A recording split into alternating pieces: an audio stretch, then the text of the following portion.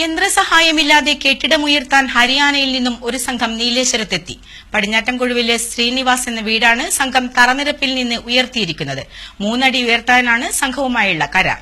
കഴിഞ്ഞ ഡിസംബർ 9-നാണ് ഹരിയാന സ്വദേശി സുഖ്വിന്ദർ സിംഗിന്റെ നേതൃത്വത്തിലുള്ള 12-അംഗ സംഘം ജോലി ആരംഭിച്ചത്.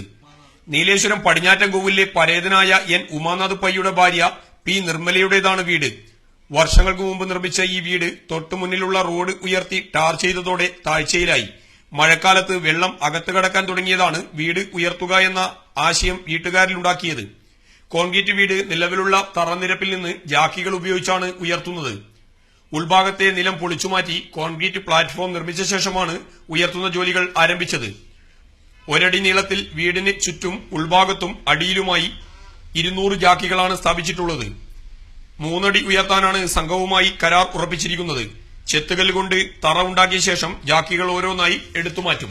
ഒരു സ്ക്വയർ മീറ്ററിന് 300 രൂപയാണ് സുഖ്വിന്ദർ സിംഗിന്റെ നേതൃത്വത്തിൽ പ്രവർത്തിക്കുന്ന ഹൌസ് ലിഫ്റ്റിംഗ് കമ്പനി ഈടാക്കുന്നത്.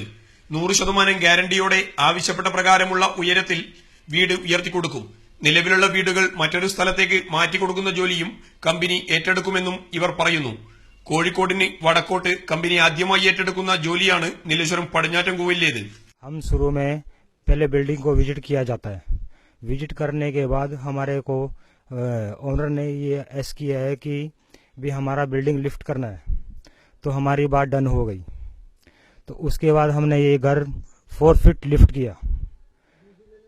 पहले ओनर ने हमारे को 3 फीट के लिए बोला.